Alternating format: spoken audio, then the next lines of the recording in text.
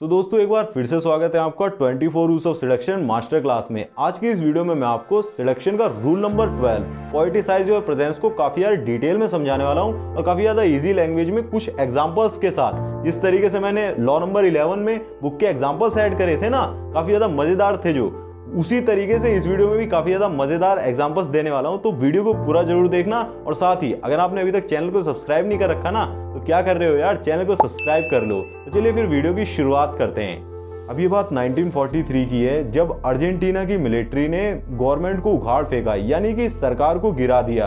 तो वहां पर सोशल अफेयर्स के लिए और सेक्रेटरी ऑफ लेबर की पद के लिए एक 48 इयर्स ओल्ड मैन को चुना गया, जिसका नाम था जुआन पेरोन, जिसे यंग जो लड़कियां होती है ना, नौजवान लड़कियां होती हैं, उनसे बहुत ही ज्यादा लगाव था।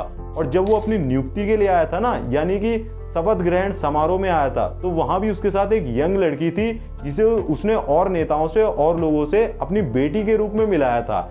फिर जब नेक्स्ट ईयर 1944 में वो बहुत सारे नेताओं के साथ ब्यूनस एयर्स स्टेडियम में बैठा हुआ था, जहां पर वो आर्टिस्ट फेस्टिवल अटेंड करने गया हुआ था, तो उसके आसपास की काफी सारी चेयर्स खाली थी। तो अचानक से वहां पर दो काफी ज्यादा यंग और ब्यूटीफुल एक्ट्रेसेस आती हैं और वो उससे बैठने के लिए परमिशन मांगती हैं। तो वो सोचता है कि ये भी क्या मजाक है, मतलब उसे मजाक सा लगता है, और वो कहता है कि हाँ ऑफ कोर्स बैठ जाओ, मुझे तो बहुत ही ज्यादा खुशी होगी। फिर वो उन दोनों में से एक एक्ट्रेस को पहचान लेता है, जिसका नाम था ईवा ड्योरते, जो कि रेडियो शॉप ओपेरा की एक स्टार थी, जिसके फोटोग्राफ्स अक्सर ही टैबलॉइड्स के फ्रंट पेज पर ही होते थे। और जो दूसरी एक्ट्रेस थी ना, वो भी नौजवानी थी, काफी ज्यादा सुंदर थी, बट जो पेरोन था ना, उसकी ईवा पे से नजर हट ही नहीं रही थी। वो लगातार ही उसे घूरे जा रहा था। वो भी 24 इयर्स की थी और काफी ज्यादा नौजवान थी, और उसने काफी भड़कीले कपड़े पहने हुए थे, बट वो उसके पसंद की नहीं थी, पेरोन के पसंद की नहीं थी। फिर भी उसे देखे जा रहा था, और ईवा जो दूसरे कर्नल से बात कर रही थी, वो भी बीच बीच में उसकी तरफ देखती थी और उसे अपनी चालाक नजरों से ही उत्तेजित कर देती थी। फिर जब एक पल के लिए पेरोन ने ईवा से नजरें हटा ली, तो वो अगले पल क्या देखता है कि जो ईवा थी ना, उसने अपनी सीट चेंज कर दी थी और वो बिल्कुल पेरोन के बगल वाली सीट में आकर बैठ गई थी। और फिर वो दोनों एक दूसरे से बात करने लगे, और जो ईवा थी ना, वो उसके हर एक शब्द पर बहुत ही ज्यादा फोकस दे रही थी, बहुत ही ज्यादा ध्यान से सुन रही थी, और वो बिल्कुल वैसा ही था जैसा वो महसूस कर रही थी, गरीब, मजदूर, और जो कि अर्जेंटीना का फ्यूचर था। और अंत में जब पेरोन ने कॉन्वर्सेशन को ये बोलकर खत्म करा ना कि मौजूद होने के लिए शुक्रिया, थैंक यू, तो लगभग ईवा की आंखों में आंसू ही आ गए थे। उसकी आंखें आंसू से भर गई थी, क्योंकि उसकी भी गरीबों के प्रति काफी ज्यादा सिंपैथी थी। अब ये क्यों थी, इसके बारे में मैं आपको आगे वीडियो में बताऊंगा, आगे पता चलेगा। और फिर कुछ ही दिनों में ईवा ने पेरोन की बेटी से छुटकारा पा लिया, उसे उससे पूरी तरीके से दूर कर दिया और उसके अपार्टमेंट में खुद को एस्टेब्लिश कर लिया। जो मैंने बेटी के बारे में आपको शुरुआत में बताया था ना, कि वो एक यंग लड़की को अपने साथ रखता था और सबको बेटी बताता वो फिरता था, उसे उससे बिल्कुल ही दूर कर दिया। अब जहां भी पेरोन जाता था, ईवा उसके साथ ही रहती थी, उसके साथ ही हमेशा जाती थी। वो उसके लिए खाना बनाती थी, जब भी वो बीमार होता था उसकी देखभाल करती थी, और साथ ही राजनीति में उसको सजेशंस भी देती थी, पॉलिटिक्स में उसको सुझाव देती थी। बट सवाल ये आता है कि उसने उसे अपने अपार्टमेंट में रखा क्यों, उसने अपने साथ क्यों रख लिया। वैसे तो आमतौर पर वो यंग दिखावटी लड़कियों को ही ज्यादा पसंद करता था, जो लीपा पोती ज्यादा करती है ना, उन्हें ज्यादा पसंद करता था। और जैसे जैसे वो उसके साथ ज्यादा घुलने मिलने लग जाती थी ना, ज्यादा ही साथ रहने लग जाती थी, वो उनसे बोर हो जाता था, उन्हें छोड़ देता था। बट जो ईवा थी ना, उसके अंदर कुछ भी दिखावटी नहीं था, वो बहुत ही ज्यादा लॉयल थी, उसकी बहुत ही ज्यादा केयर करती थी और उसके आइडिया को हमेशा मिरर करती थी। मतलब उसकी सोच की तरह ही अपनी सोच भी शो करती थी और एंडलेसली उसे प्रेम करती थी। मतलब कह सकते हैं कि उसे खुश रखती थी, और वो उसकी प्रेजेंस में बहुत ही ज्यादा पावरफुल महसूस करता था। ईवा को ये भरोसा था कि ये एक दिन जरूर से आइडियल लीडर बनेगा, और उसका यही विश्वास उसे बहुत ही ज्यादा कॉन्फिडेंस देता था, उसे काफी ज्यादा प्रभावित करता था। पेरोन उसे देखता तो हर रोज था, बट उसे कभी भी ऐसा फील नहीं हुआ कि वो ईवा के बारे में सब कुछ ही जानता है। और कभी कभार तो उसके कमेंट काफी ज्यादा अश्लील हुआ करते थे। और फिर नेक्स्ट डे ही वो उसके लिए एक परफेक्ट लेडी थी, बट वो उससे शादी नहीं कर सकता था, क्योंकि उसका पास्ट जो था ना, वो बहुत ही ज्यादा खराब था, बेकार पास्ट था। उसके बारे में वीडियो में आगे पता चलेगा। लेकिन उसके जो उसके साथ संबंध थे ना, उससे और जो नेता थे, वो भी काफी ज्यादा परेशान थे, काफी ज्यादा शर्मिंदा थे। लेकिन फिर भी मामला चलता रहा और दोनों सेटिंग करते रहे। और फिर अगले साल ही 1945 में पेरोन को उसके पद से बर्खास्त कर दिया गया और जेल में डाल दिया गया। क्योंकि जो बाकी कर्नल्स थे ना, वो उसकी बढ़ती हुई पॉपुलैरिटी से और फेम से बहुत ही ज्यादा डरे हुए थे। और जो ईवा का उसके ऊपर कंट्रोल था ना, प्रेशर था, उस चीज़ से भी उन्हें ऐसा लगता था कि कहीं ये कुछ गलत ना कर बैठे। अब पिछले 2 सालों में ऐसा पहली बार हो रहा था कि वो पूरी तरीके से अकेला था और रियली में ईवा भी उसके पास नहीं थी। तो जो नई फीलिंग्स थी ना, ईवा का प्यार था, वो पूरी तरीके से उसके ऊपर हावी हो गया और उसने पूरी तरीके से दीवार पर ईवा की पिक्चर चिपका डाली, पूरी दीवार भर दी। बट जो बाहर नौजवानों की भीड़ थी ना, वो सड़क पर आ चुकी थी। उसका विरोध करने के लिए रैलियां निकाली जा रही थी, बहुत सारे नारे लगाए जा रहे थे, विरोध करा जा रहा था। बट वो ईवा के अलावा और कुछ सोच ही नहीं पा रहा था, क्योंकि वो एक सेंट थी, वुमन ऑफ डेस्टिनी, एक हीरोइन।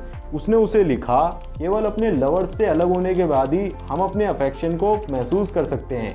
जिस दिन से मैंने तुम्हें छोड़ा है, मैं अपने दिल को शांत नहीं कर पाया हूँ। मेरा असीम एकांत तुम्हारी यादों से भरा हुआ है। और फिर उसने उससे शादी करने का वादा किया। और फिर 8 दिनों बाद ही उन्हें जेल से रिहा कर दिया गया और उन्होंने आते ही तुरंत से ईवा से शादी कर ली। और फिर कुछ ही महीनों में उन्हें राष्ट्रपति पद के लिए चुना गया। और जो ईवा थी ना, उसे एक बड़ी पेटी वाली महिला के रूप में देखा जाने लगा। मतलब बड़े घराने की जो होती है ना, बहुत ही ज़्यादा जेवर से लदी हुई, बहुत ही ज़्यादा चमकीली भड़कीली ड्रेसेस पहनती हैं, काफ़ी ज़्यादा हैवी, उसके रूप में देखा जाने लगा। एक्चुअल में उसका पास्ट काफ़ी ज़्यादा खराब था। और फिर 1 साल बाद 1947 में ईवा यूरोप टूर के लिए चली गई और अर्जेंटीना के लोगों ने उसकी हर एक मूव को फॉलो करा। स्पेन में भी काफ़ी ज़्यादा बड़ी मात्रा में काफ़ी बड़ी भीड़ ने उसका स्वागत किया। पॉप से मुलाकात और साथ ही उसकी एब्सेंस में अर्जेंटीना के लोगों की उसके बारे में जो राय थी वो पूरी तरीके से बदल गई। ऐसा क्यों हुआ? बिकॉज उसने अर्जेंटीना की भावना, फ्लेयर फॉर ड्रामा और नॉवल सिंप्लिसिटी को काफ़ी ज़्यादा बेहतरीन तरीके से वहाँ पर प्रेजेंट करा, जिससे कि बाहर देश में उनकी काफ़ी ज़्यादा पॉपुलैरिटी बढ़ गई और वो एक सुप्रसिद्ध महिला के रूप में स्टैब्लिश हो गई। फिर कुछ ही हफ्तों में जब वो अर्जेंटीना वापस लौट कर आई ना, तो वहाँ के लोगों ने उस पर ध्यान देना शुरू कर दिया। उसकी पॉपुलैरिटी भी काफ़ी ज़्यादा बढ़ चुकी थी। और फिर यूरोप से आने के बाद ईवा का पहनावा भी पूरी तरीके से बदल गया। उसने जो सूट पहना हुआ था वो भी सिलवाया हुआ था, मतलब वो बहुत ही ज़्यादा सिंपल लग रहा था। और साथ में जो उसके कलरफुल हेयर्स थे ना, वो भी क्लिप से पूरी तरीके से बंधे हुए थे और ये काफ़ी ज़्यादा सीरियस रूप था। और ये रूप उस महिला के लिए बिल्कुल ही फिट था, जो कि कुछ ही दिनों में गरीब लोगों की सेवियर बनने वाली थी। फिर जल्द ही उसकी छवि हर जगह दिखने लगी। दीवारों पर उसके नाम के फर्स्ट लेटर्स, गरीबों के हॉस्पिटल की चादरें, तौलिए, अर्जेंटीना की सबसे गरीब हिस्से की फुटबॉल टीम जिसकी जर्सी पर उसका प्रोफाइल था, जिसका क्लब वो स्पॉन्सर करती थी। अब क्योंकि उसके बारे में पर्सनली कुछ पता लगा पाना, अंदर की जानकारी ले पाना बिल्कुल ही इम्पॉसिबल था, इसीलिए हर तरीके की, जितनी भी तरीके की हो सकती हैं, सारी काल्पनिक कल्पनाएं उसके बारे में उभर कर आने लगी और लोग तरह तरह की इमेजिनेशंस करने लगे कि ऐसी लेडी होगी, ईवा ऐसी दिखती होगी, ईवा ऐसी होगी। ठीक है, फिर 1952 में जब ईसा मसीह की मृत्यु हुई थी ना, तो उसकी भी 33 ईयर्स की एज में मृत्यु हो गई। कैंसर की वजह से वो मर गई। तो पूरा ही देश पूरी तरीके से शोक में डूबा हुआ था, क्योंकि अब वो सिर्फ एक रेडियो एक्ट्रेस नहीं थी, एक वाइफ नहीं थी, एक फर्स्ट लेडी नहीं थी, बल्कि वो एक एविता, एक सेंट बन चुकी थी। अब ये जो पूरा एग्जाम्पल था ना, इसकी मैं व्याख्या करता हूँ और एक्सप्लेन करता हूँ कि किस तरीके से जो ईवा थी ना, उसने पेरोन को अपने जाल में फंसाया और एक नीचे घराने की लड़की से इतने ऊंचे पद तक पहुंच गई, इतनी ज़्यादा पॉपुलैरिटी पाई। तो यहाँ पर सिडक्शन का कैसे यूज़ करा, उसके बारे में जानते हैं। ईवा दुरैते एक नाजायज बच्ची थी जो कि गरीब लोगों के साथ पली बड़ी थी, लेकिन वो एक्ट्रेस बनना चाहती थी, एक स्टार बनना चाहती थी। इसीलिए वो बचपन में ही ब्यूज एयर्स में भाग कर आ गई थी और अपने आप को जीवित रखने के लिए और थिएटर की दुनिया में बने रहने के लिए उसने काफ़ी सारे घटिया काम करे। जैसे आप सोच सकते हो कि क्या क्या घटिया काम होंगे। इसी वजह से मैं बोल रहा था कि उसका पास्ट काफ़ी ज़्यादा खराब था और साथ ही वो बहुत ज़्यादा एम्बिशियस भी थी। बट जो पेरोन था ना, वो एक परफेक्ट विक्टिम था।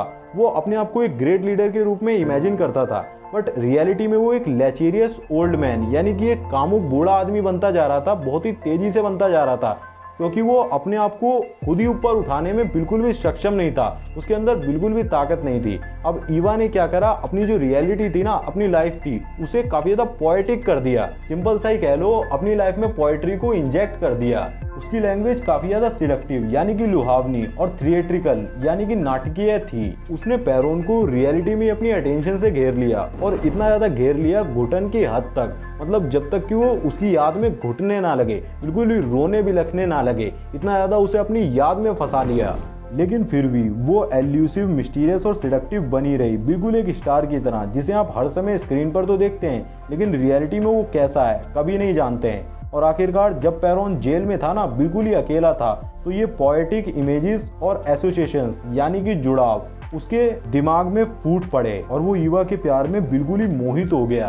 अब जहाँ तक ईवा का सवाल उठता है, अब वो एक घटिया टीवी शो एक्ट्रेस नहीं थी, क्योंकि उसने पूरी नेशन को इसी तरीके से सीड्यूस करा था, सभी लोग उसके दीवाने हो गए थे। उसका सीक्रेट था उसकी ड्रामेटिक पोएटिक प्रेजेंस, जो कि एल्यूसिव यानी कि मायावी डिस्टेंस के टच की कंबाइंड थी, और समय के साथ लोग उसमें जो चाहे वो देख सकते थे। इनफैक्ट आज भी लोग ये सोचते हैं कि ईवा एक्चुअल में दिखती कैसी थी, वो थी कैसी। तो कंक्लूजन यही निकल कर आता है कि फैमिलियरिटीज हमेशा इस सिडक्शन को डिस्ट्रॉय कर देती हैं। एक जो नया इंसान होता है ना, नया इंसान हमें मिलता है, तो उसके बारे में जानने के लिए हमारे पास बहुत कुछ होता है, बट उसमें भी एक मिड पॉइंट आ सकता है जब आपका जो टारगेट होता है ना, वो आपकी इमेज को आइडियलाइज और फैंटेसाइज करना शुरू कर देता है, वो भी सिर्फ ये जानने के लिए कि जैसा वो आपके बारे में महसूस कर रहा था, जैसा वो आपको समझ रहा था, एक्चुअल में वो आप वैसे नहीं हो।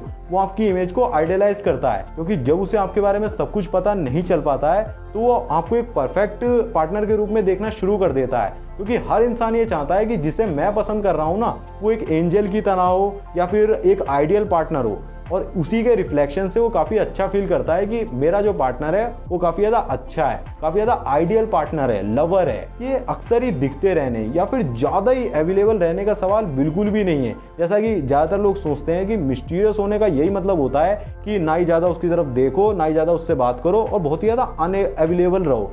जबकि रियलिटी में ये होता है कि जब आप उसे ज़्यादातर नहीं दिखते हैं ना, बहुत ज़्यादा नहीं दिखते हैं, तब आप उसे कुछ ऐसा दे ही नहीं रहे हैं जिसके बारे में वो सोच विचार कर सके। ऐसे में कोई और उसका ध्यान इजीली अपनी ओर अट्रैक्ट कर सकता है, वो आपकी लाइफ से जा सकती है। आपको पूरी तरीके से उसके दिमाग पर कब्जा करना होता है, जो कि बहुत ही ज़्यादा कंसिस्टेंट, टू ऑब्वियस और रियल और बहुत ज़्यादा ह्यूमन होने का मामला है। अगर आपका पार्टनर आपके बारे में सब कुछ ही जानता है, बहुत ज़्यादा जानता है, और आपको बिल्कुल एक नॉर्मल और एक ऑर्डिनरी पर्सन के रूप में देखने लगता है, महसूस करने लगता है, तो वो कभी भी आपको आइडियलाइज नहीं कर सकता है। इसीलिए ना केवल सिर्फ उससे कुछ हद तक डिस्टेंस मेंटेन करने के साथ ही आपको अपने बारे में कुछ फैंटेस्टिकल और बी विचिंग सा ही जरूर से ही बनाना होगा, जो कि उसके दिमाग में आपके प्रति जो होता है ना, एक स्मरणीय, जिसे कहते हैं हम डिलाइटफुल पॉसिबिलिटीज को जगाए। मतलब जब भी वो आपके बारे में सोच रहे हैं ना, और ऐसा सोचे कि जब मैं इसके साथ जुड़ जाऊंगी, ये मेरी लाइफ में होगा, तो मेरी लाइफ कितनी ज़्यादा अमेजिंग होगी, कितनी ज़्यादा बेहतर होगी, ऐसा कुछ उसके दिमाग में जरूर से ही डालो।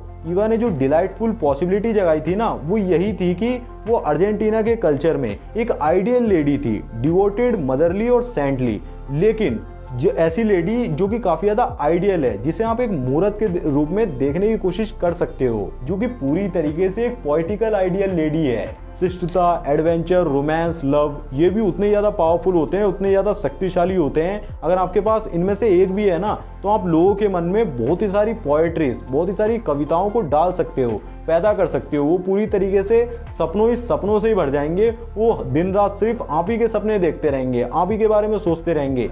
याद रखो, किसी भी कीमत पर अपने आप को मीडियोक्रिटी से ऊपर उठाओ। मतलब या तो आप अपने आप को मूर्त के रूप में एस्टेब्लिश करो, किसी भी तरीके से, इविल के रूप में या फिर बुराई के रूप में, सिर्फ फैमिलियरिटीज और जो होता है ना कॉमननेस से बचने के लिए। कुछ भी हो सकता है। मतलब सिंपल सा ये समझ लो कि आपको एक ऐसा इंसान बनना होगा, आपने सुना भी होगा कि या तो तुम मुझसे प्यार करोगे या तो मुझसे नफरत करोगे, लेकिन मुझे इग्नोर बिल्कुल भी नहीं कर सकते। जब आप ऐसे इंसान बन जाओगे ना, तब देखना सिडक्शन किस तरीके से काम करता है। जैसे कि the art of seduction book के ऑथर रॉबर्ट ग्रीन कहते हैं कि मुझे एक ऐसी महिला चाहिए जो कि कुछ भी हो, या तो वो बहुत ब्यूटीफुल हो, बहुत काइंड हो, या फिर खूब दुष्ट हो, वेरी इंटेलिजेंट हो, वेरी स्टूपिड हो, या फिर कुछ भी हो, लेकिन मीडियोकर या फिर ऑर्डिनरी नहीं होनी चाहिए। उसके अंदर कोई ना कोई खूबी जरूर से होनी चाहिए, अच्छी या फिर बुरी, कोई सी खूबी जरूर से होनी चाहिए। बट दोस्तों, ये लॉ नंबर 12 अभी भी खत्म नहीं हुआ है। इसमें अभी काफी ज्यादा इंपॉर्टेंट एग्जांपल्स बचे हुए हैं, और साथ ही सबसे ज्यादा इंपॉर्टेंट टॉपिक की ऑफ सिडक्शन, मतलब कैसे आप रियलिटी में इसको लॉ नंबर 12 को यूज करोगे, उसके बारे में मैं आपको इसके नेक्स्ट पार्ट में बताऊंगा। वीडियो काफी ज्यादा लंबा हो रहा था, 2 पार्ट्स में डिवाइडेड कर दिया है, जैसे कि लॉ नंबर 11 करा था ना, तो इसका जो नेक्स्ट पार्ट है वो कल ही आ जाएगा। उसके लिए नोटिफिकेशन बेल जरूर से ऑन कर लेना। वहाँ की स्क्रीन पर एक प्लेलिस्ट का लिंक आ रहा होगा। कोई सा भी लॉ अगर आपका सिडक्शन का छूट गया है ना, 1 2 3 4 5 6 7 8 जो भी छूट गया है, उस पर क्लिक करके देख लो। मैं मिलूंगा उसी वीडियो में, काफी ज्यादा इंफॉर्मेटिव रहेगा। ठीक है, आज के लिए इतना ही। धन्यवाद, शुक्रिया पूरा वीडियो देखने के लिए। जय श्री राम।